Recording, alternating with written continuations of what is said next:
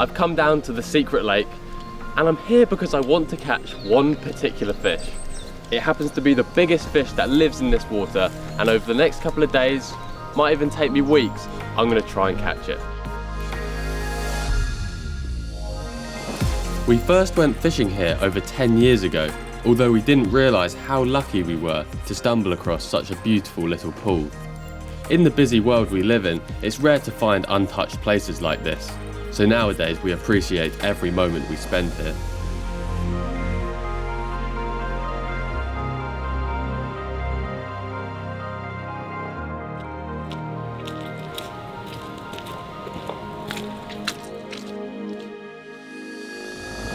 Tomorrow morning I'm going to come down and fish, but this afternoon I want to do some preparation and I want to fish this part of the lake behind me, but currently it's very overgrown. So I've got my waders and some gloves. I'm going to do some swim clearing, and whilst I'm at it I'm going to put in some bait as well to try and get them on the feed ready for tomorrow morning's session. The secret lake is only small, but it's packed full of interesting features including islands, fallen trees and a load of vegetation.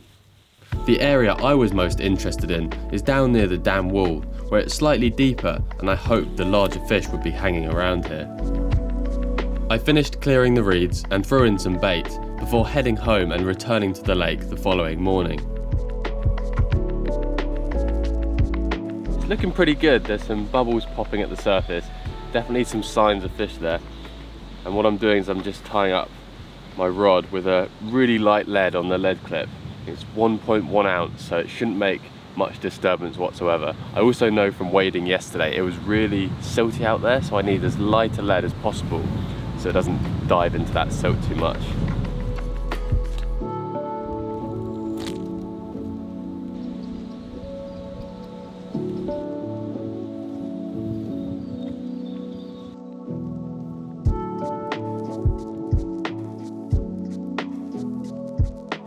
It didn't take long and I was already catching some fish.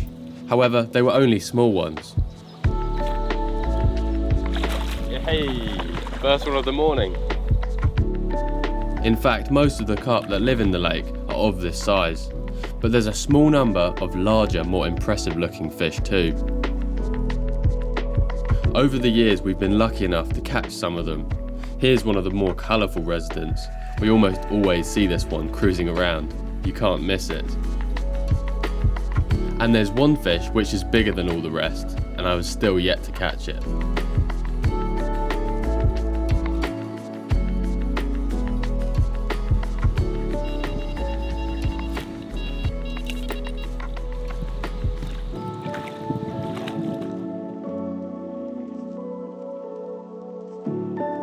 I'm sat in my garage having a little rethink of the tactics and approach and how I'm going to try and catch this fish. Now, I've checked the weather forecast and it's supposed to be getting really nice over the next couple of days, and I need to make the most of that. It's going to be proper warm, sunny weather, which means I should get a decent chance at spotting the fish in the water, which I haven't been able to do on my last couple of trips down to the lake. I've got a couple of setups. I've got one with a float on the line and a slightly bigger rod that I'll be able to cast further into the lake. And then also, if I happen to see the fish really close in and I don't want to spook them with that big float, I've got a lighter rod, smaller reel and just a free lining setup. There's just a hook on the end. I've got a small hair rig that I'll be able to put a couple of floating pellets on there. I've also got a waste pouch with a load of dog biscuits which I'll use as loose feed. Right, that's my bag packed. I'm going to get down the lake as soon as I can and try and catch it.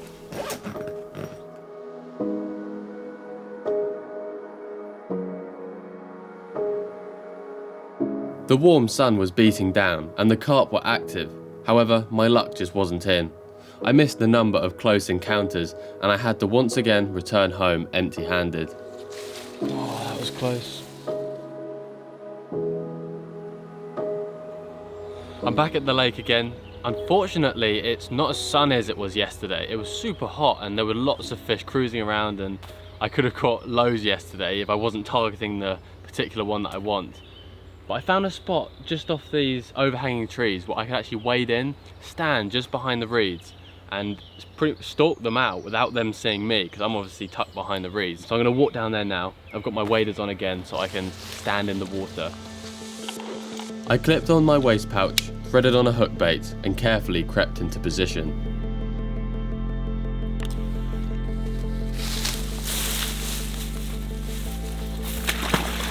Whoa, the silt is so soft.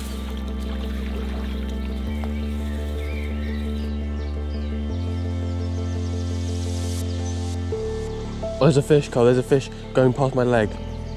I can feel it. It thinks I'm a reed stem.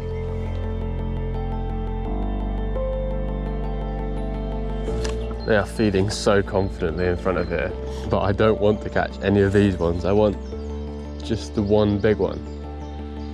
So I've just got to be so patient. Oh, that's a decent one. Just there, feeding on those mixers. Oh, that might be it. Coming in from the left. I just saw a bit of orange underneath. Yeah, that's it, 100%, yeah. Okay, we can see it. We can see the big one. It's coming over. Oh my goodness, can you see my hands shaking? I think he's there. Look, there he is, in front of me now. Yeah, he's got a big tail. I'm gonna go for it.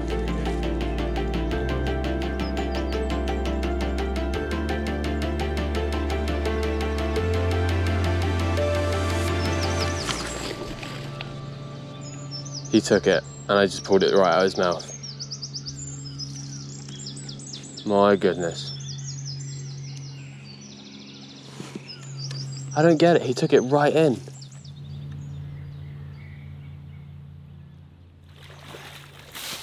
Oh, I had my chance. The fish took my bait, and I just struck and didn't hook up. And it's gone now, the fish is gone. Probably over the other side of the lake. I don't know. That is so frustrating. I haven't seen the fish for ages, and I'm pretty tired now. My legs ache. Walking around in waders all day is pretty tiring. So I'm just gonna sit here, watch out over the lake, and maybe it'll pop up somewhere. I can actually see quite a lot of the lake from here, so if a bigger fish does start cruising, I should be able to spot it. But it has been tricky. Oh yeah, that's it, that's it.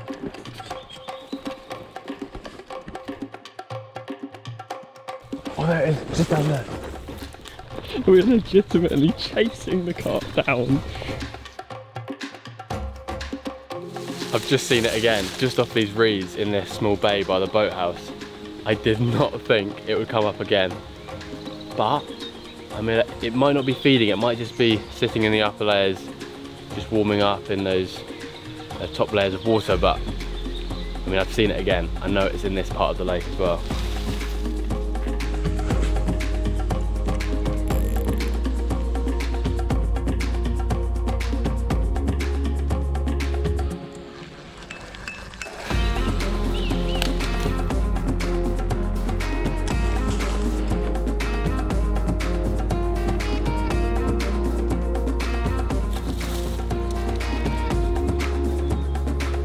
Oh, yeah, that looks like it. That's it, that's it, that's it. He's slowly coming in along the reed line. Oh, he just needs to come close enough so I can make a decent cast. We might catch it. That's it, 100%. Now he's going off. Up there again.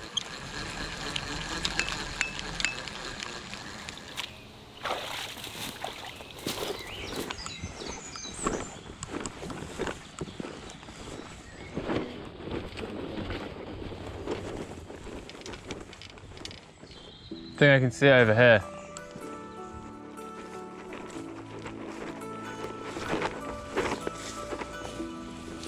Oh yeah, there it is. Just there in front of us.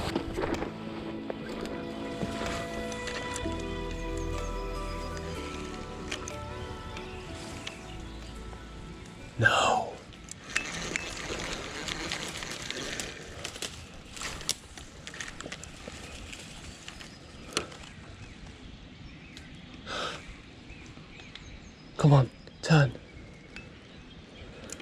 Turn. Yes! No way! We've got it! We've got it! We have got it. It's hooked up. I can't let it get stuck in this tree.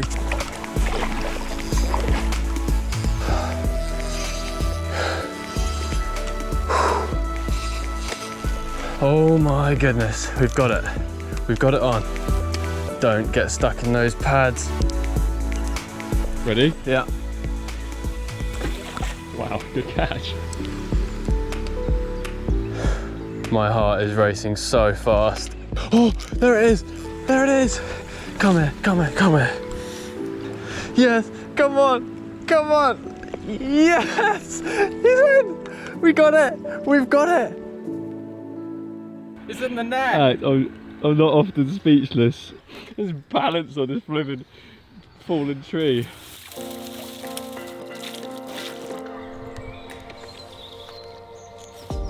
There he is. We've been chasing around this fish for the last couple of days, and on and off for years really.